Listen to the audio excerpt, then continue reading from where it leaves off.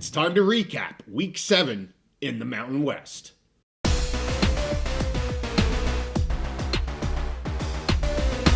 We are halfway through college football season 2025, and it's time to recap the Mountain West in Week 7. What a crazy week it was. This is why I enjoy this conference. Upsets, comebacks, points galore.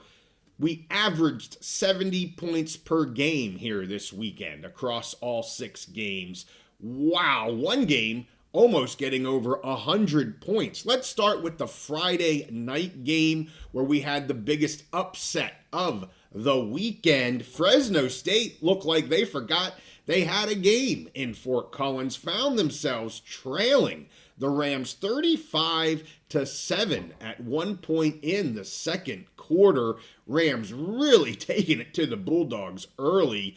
And the Rams are a team here that has struggled to score points for most of this season. They finished with 49 points on the night, 334 total yards.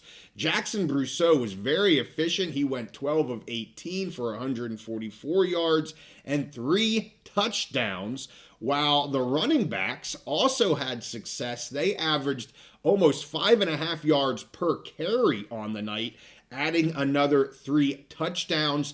The rushing touchdowns came from a 73-yarder from Marshall, a 12-yarder from Avant, and Dupree had a 4-yarder. Rocky Beers caught 3 passes, 2 of which were touchdown passes. The other touchdown reception coming from Kennard on a 29-yard pass. The Bulldogs here really just kind of struggled, especially out of the gates. But really struggled all night, and I continue to have concerns about quarterback E.J. Warner. He turns the ball over quite a bit. He did it again in this game, had 4 turnovers, 3 interceptions, and a lost fumble.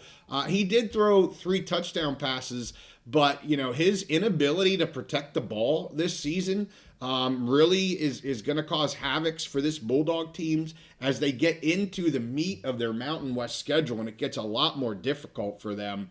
The touchdown scores there for the Bulldogs, Josiah Freeman had 2, Rayshawn Luke had 1, and the D-Rams just looked really good. They had 8 tackles for loss, 5 of those being sacks.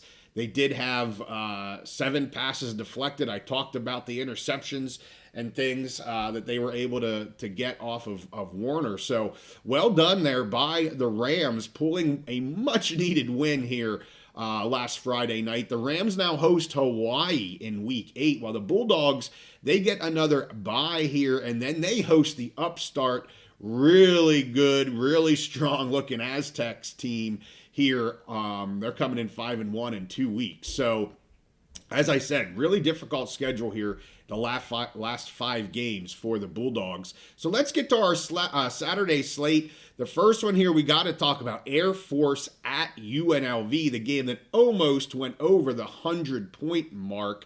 Rebels prevail 51-48. It was clear in the fourth quarter, pretty early on, I knew, and they said it on the broadcast, but I was thinking it well before that the winner of the game was likely going to be the team that had the ball last, because we're just trading touchdowns going back and forth, especially there in that fourth quarter. As I said, 99 points scored, 1,200 total yards in this offense, or in this game. The offenses could do pretty much whatever they wanted to do against these defenses. Again, still concerns for me there with the UNLV defense, but they're finding ways to win. So, we'll see. As I said, they traded touchdowns in this game in the fourth quarter. There were 6 touchdowns scored in the fourth quarter alone. Air Force scores with 1:13 left. That's just too much time left on the clock. Calandria and his offensive teammates able to work the ball down the field. Calandria with a 19-yard run with only 36 seconds left. And that is able to win the game. Air Force not able to come back with that little amount of time to be able to score. Calandria ends the game 20 of 32, 361 yards. He had 1 pass, 2 rush touchdowns. He didn't really rush too much in the first half of the game, really got his legs going in the second half of the game. Jaden Thomas, Kavion Lee both had rushing touchdowns. A nice 1-2 punch there. You got Thomas. He's the speedster. He's got a lot of that skill on the outside, able to find just openings and take off, where Kavion Lee is a little bit more of that power runner. So it's really nice kind of 1-2 punch there that the Rebels have now. Jaden Bradley threw a touchdown in this game. He threw it to Gums, and Dejon Reynolds had the other receiving touchdown. Cade Harris here for the Falcons, able to get back into the mix on offense here for this game. You know, I mentioned I just didn't see a lot of him versus Navy. He was out there, but just not getting the touches. He finishes with 12 carries, 45 yards, and 2 touchdowns, also caught 4 passes for 46 yards. And Bruin Fleischman, he just keeps his stellar season going. He had another touchdown in this game. The Rebels travel to Boise State this weekend, and Air Force will host Wyoming. Well, speaking of Wyoming, let's go to that game next. The Pokes with an incredible comeback victory Saturday night versus San Jose State. The Spartans' pass game came out very hot. Egan and Scudero were connecting early and often. 4 touchdowns between those two very early on. The Spartans were up at one point 21-7. That was very early in the second quarter. Things looked like they were absolutely getting out of hand for the Pokes, unable to stop that pass game. But we had a 73-yard punt return for DeBlanc, was that first touchdown, and then a 35-yard pass touchdown to Fitzgerald, where the Pokes were able to keep things close. So the halftime score, 28-14, with all of those touchdowns coming from Danny Scudero, showed why he is the leading receiver in the country right now. The second half played out very differently for Scudero and his offense. Scudero with some drops, some very easy drops. Started late in the second half, started late in the first half, continued into the second half, something you don't see from him very much. But he wasn't the only one. There were others having some drops as well. So that offense kind of got off kilter. The Pokes absolutely made some adjustments, and then Egan was injured there in the second half, and that spelled really disaster for the offense of the Spartans. They didn't have any offense once Egan went out of this game. The Pokes then score 3 touchdowns in the fourth quarter, the first coming off an interception return by Braden Johnson on a deflected pass. The second one there, a 45-yard catch by Charlie Coden. Beautiful pass by Anderson there. And then the last one to take the lead, a 28-yard wonderful run by Teron Kelman, and just broke, I think, all 11 defensive players on the team for that touchdown. It was really a thing of beauty. Egan did come back in the game, but it was too little too late. You know, I was worried how serious was this. He was out for quite a while, but when the game was getting out of hand, they did put him back in. It was too little too late. He really couldn't get things going again, sitting out and being injured. He ended the night 23 of 47 for 295, 4 touchdowns, again, all to Scudero. Danny there had 10 catches for 180 yards. Caden Anderson for the Pokes was 23 of 39 for 301 yards, 2 touchdowns, 2 interceptions. This moves Wyoming to 3-3. As I said, they travel to Air Force. The Spartans fall to 2-4, a surprising 2-4 to me. And they're going to be hosting Utah State, a huge game this coming week. The biggest one on the slate, Utah State versus the Spartans. That game is huge because the winner of that still has potential hopes of a Mountain West Championship game. The winner highly likely does not. That is a massive game. And that also has teams that have their starting quarterbacks that are not 100% healthy right now. I'll talk about the Aggies and their trip to Hawaii later on. Let's get to the 2 night games here. New Mexico at Boise State and San Diego State at Nevada. New Mexico played a solid first half here. They kept things close for a halftime score of 17-14, kind of what you would hope for if you're a Lobo fan, if you're Jason Eck. Hey, let's keep this thing close. Let's try and keep it lower scoring in the first half. So I think 17-14, from what I saw and what the score was a huge win for the Lobos. The teams then trade field goals in the third quarter. They're hanging around. The Lobos are hanging around.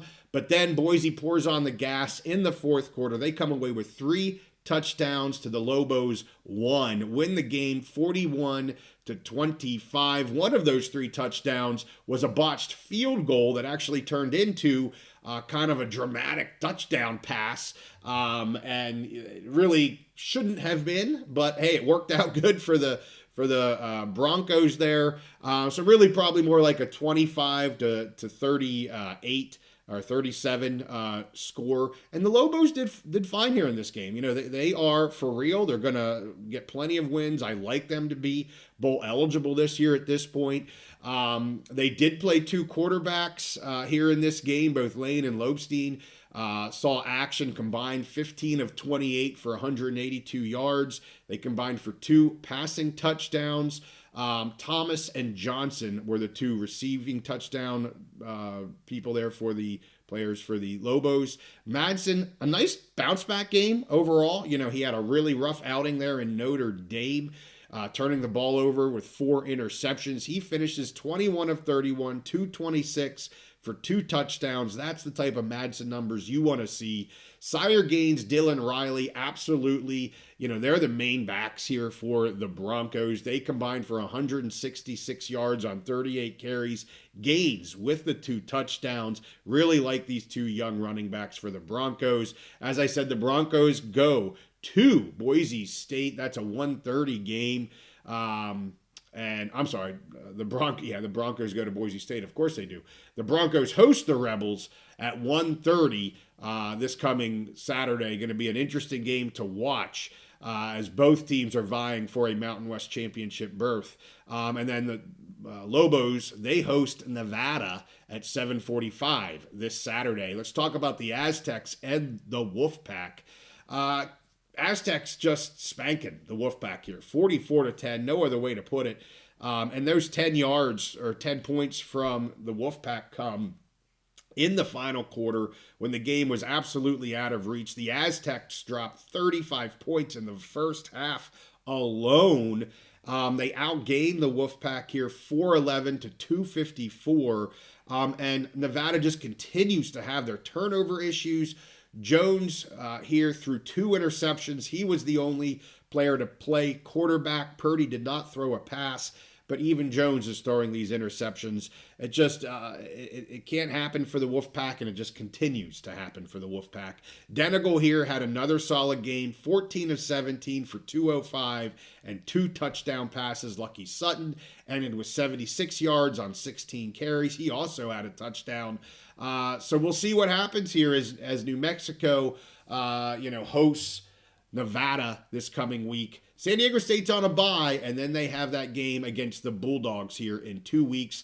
The final game of the night, the nightcap, the final football game of the whole weekend. Utah State traveling to Hawaii. The teams traded scores through 3 quarters, but Hawaii dominates the fourth quarter, scoring 17 points so they can win the game, 44-26. Bryson Barnes did play in this game. He was in and out. Micah Alejado here, again, just so dangerous with the amount of receivers that he has and the ability that this kid has.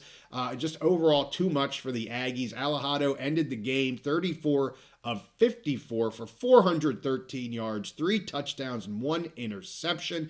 Also had a rushing touchdown. This kid is for real. His 3 passing touchdowns went to star receiver Ashlock. He's having a phenomenal game, or a phenomenal season. He ended with 8 catches and 113 yards. Nick Senecal back for the Rainbow Warriors. Great to have him back in the fold. He grabbed 6 catches for 57 yards, while Jackson Harris had 7 catches for 117 yards.